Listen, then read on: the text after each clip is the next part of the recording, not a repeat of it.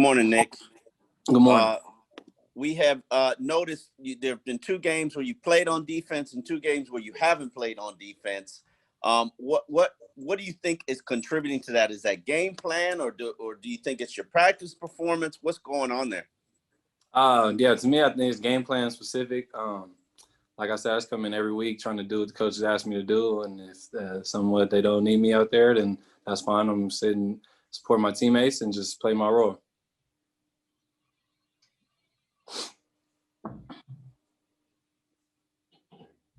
Questions, guys? Omar?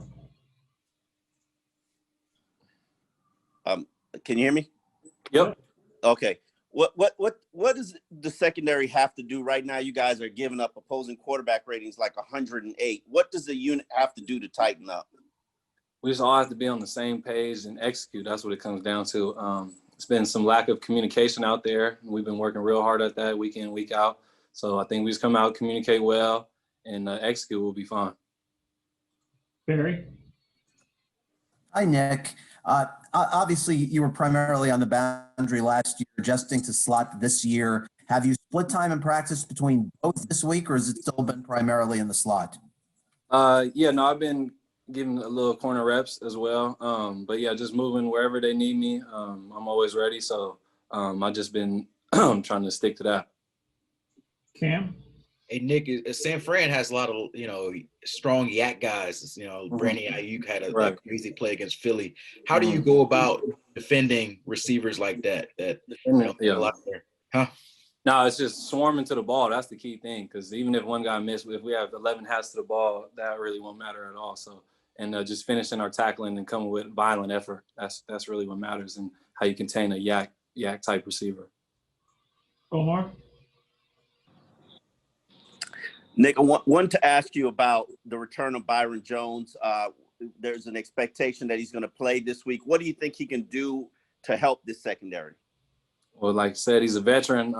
He has some great experience. He knows exactly what receivers are trying to do. So he's a very smart guy. So he's deep in his playbook, and I think he's ready. He's physically ready, and he's just been communicating well as well.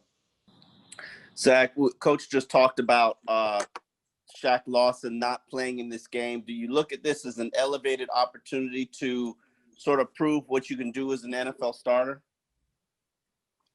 With Shaq and his situation, I think it just, as me an individual and as a team, we got to step up and help fill that role. He's obviously a great player for us. And no matter what, we got to, show what we can do. Travis?